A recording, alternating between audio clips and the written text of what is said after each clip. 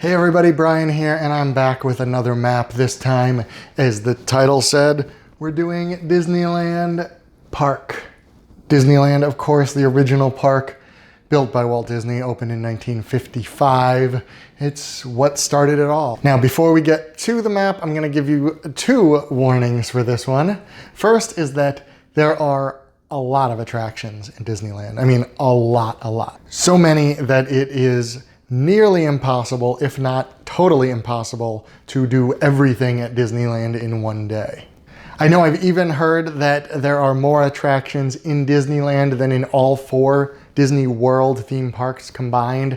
I don't actually know if that's true. I don't actually even know how many there are in Disneyland, but it's a lot. So this one, rather than walk through a touring plan, I'm gonna do it in a couple different sections, which I'll show you when we get there.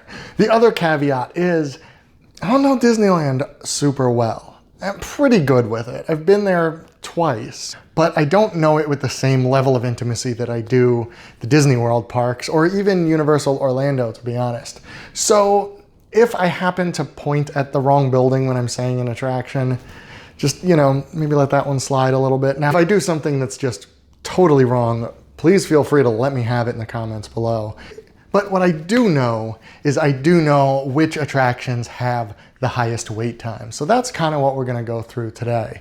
Okay, one more caveat. I'm gonna be doing this from the perspective of someone who is familiar with Disney World and maybe not with Disneyland. So if you are a Disneyland expert and you're not just watching this to fact check me, which I do kind of appreciate in this sense, then you probably know a lot of the stuff I'm about to say. But most of our viewers do tend to be Disney World people, so I thought maybe they would be curious, and it actually helps, for me, because it helps my brain wrap around Disneyland a little bit by equating it to the Florida parks. So let's orient ourselves to the map, me included.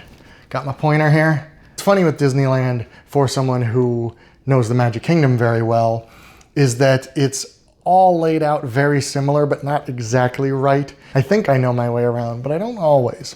So we still come in on Main Street, the nice quaint Main Street, leading up to Sleeping Beauty Castle right there. The hub, Tomorrowland is still in the same place. We've got Space Mountain down here, Buzz Lightyear Astro Blasters right there, Astro Orbiter right there, Autopia over here. Still have the lagoon for what used to be 20,000 Leagues Under the Sea, is now the Nemo submarine voyage. Finding Nemo, that is, not Captain Nemo this time. Matterhorn right here, that is of course very different from the Magic Kingdom and very noticeable when you go into the park, which starts off Fantasyland. The Alice in Wonderland attraction right there, Mad Tea Party.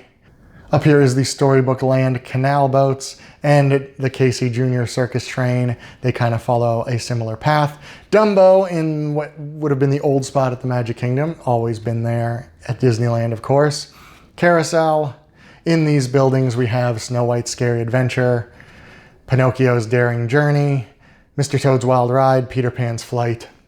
Up here, still into Fantasyland back here, we have the beautiful It's a Small World building that they have at Disneyland. Up here is Toontown, Roger Rabbit's Cartoon Spin, Gadget's Go Coaster right there, Mickey and Minnie's house right there under the Hollywood-like Toontown sign. Now over here we go into Frontierland, Big Thunder Mountain right there. Of course, the Rivers of America with Tom Sawyer Island. Then here's Adventureland. We have the Enchanted Tiki Room, Jungle Cruise. The Indiana Jones Adventure is right there. Pirates of the Caribbean starts off New Orleans Square down here with the Haunted Mansion right there. Splash Mountain in Critter Country here with Winnie the Pooh. And the train that encircles all of it. Also have the monorail here, although the monorail is actually a transportation from inside the park to downtown Disney outside of the park. So this is the station and it goes this way out of the park. And I think that's it for now. Of course, they are building Star Wars Galaxy's Edge at Disneyland, just like they are in Disney's Hollywood Studios in Florida. It will change everything. So what I'm about to tell you is really only good for the next year or so until that opens. Star Wars Galaxy's Edge will be right here in this green space where I've written Disneyland. They even have some of the pathways. There will be a walkway here, a walkway right here, and a walkway right here that go into Galaxy's Edge, which will be roughly there-ish. So now what are the big attractions? So Indiana Jones Adventure here in Adventureland is a popular one. It uses the same ride mechanism as Dinosaur, where it's the car that kind of moves around on a track that is smooth. Very cool ride. Pirates of the Caribbean, popular here, and this one does not have Fast Pass. I'll talk a little bit more about Fast Pass in a minute. But of these ones I'm mentioning, this is the only one that does not have Fast Pass. Haunted Mansion, popular. Splash Mountain, Big Thunder Mountain, of course. Matterhorn, Space Mountain, Star Tours. I didn't even mention Star Tours, my orientation, but it's right here in Tomorrowland. Those are the rides that tend to be, you know, the big ones, the headliner attractions. So now Fast Pass at Disneyland is still the paper Fast Pass. So if you are familiar with Disney World, before they went to the Fast Pass Plus system, it's the exact same thing. You go to the attraction, you stick your ticket in, a little paper slip pops out, tells you what time to return. You have an hour window to come back. Exactly the same system. All of those attractions I just mentioned, except for Pirates of the Caribbean, have Fast Pass. Of course, those are all good uses of Fast Pass. And the Fast Pass system works exactly the same as the old Disney World one did. When your Fast Pass window opens, or 2 hours after you get the Fast Pass, whichever one comes first, you are allowed to get a second. So let's say you get a Matterhorn Fast Pass early in the morning, and it doesn't start for 3 more hours. Well, 2 hours later, you can still go over and get another one.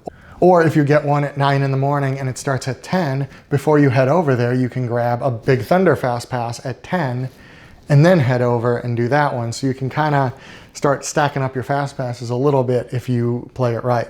Always a good plan. They also have what's called Max Pass now at Disneyland.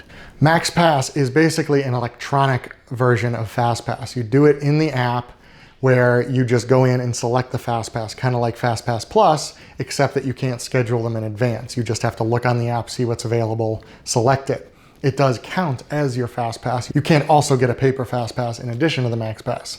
Max Pass does cost $10 per ticket per day. So if you have a family of 4 and all of you want the Max Passes, you have to spend $40 each day to do it.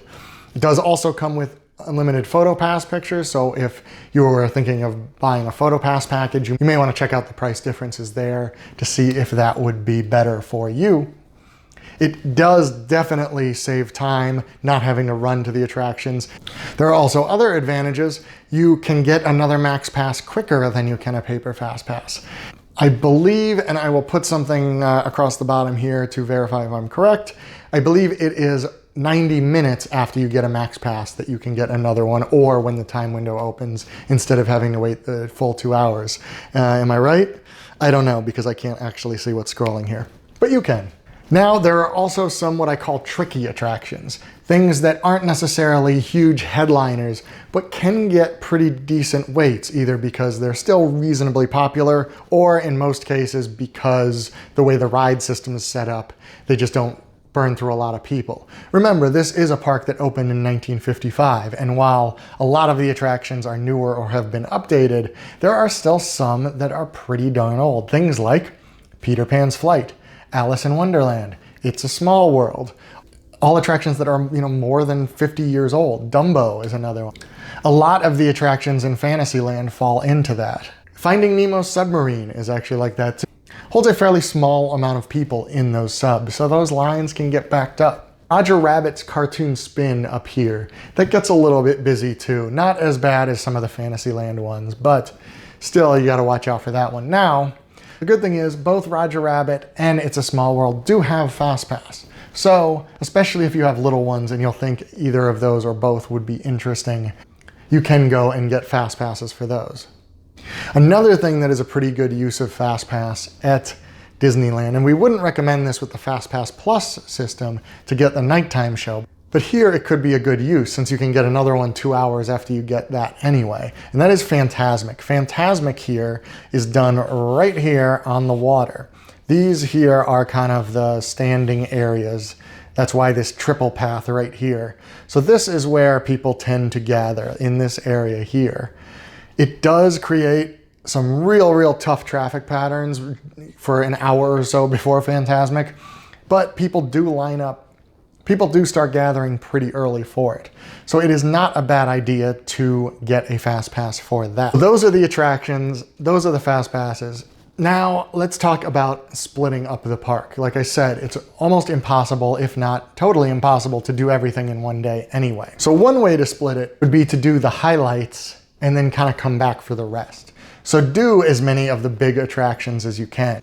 You know, if you start early in the morning, you get fast passes, you can get on at least 5 or 6 of the big attractions by midday, then maybe do a couple of the smaller ones that will move a little bit faster, then maybe do some of the attractions that will move a little faster, things like Buzz Lightyear Astro Blasters, or something like Pinocchio's Daring Journey, which doesn't tend to have more than like a 30-minute wait or so. Even It's a Small World, a lot of times will move quickly. I have been there actually when that line is like an hour long, outstanding in the sun. A lot of Disneyland has outdoor queues because, you know, it's California, it's usually pretty nice. So that is one way to do it. To come in, maybe grab a fast pass for Star Tours or Space, then ride the other one, Matterhorn, Big Thunder, then grab a fast pass for Indiana Jones on your way back to do whatever this fast pass was, then go back over, you know, wait for either Haunted Mansion or Pirates or both while you're waiting for your Indiana Jones fast pass.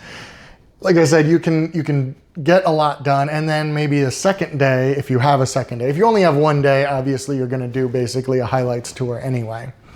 If you have a second day, then come back in. If you really like some of those big attractions, or all of them, you can do some of those again, and then sprinkle in some of the smaller attractions.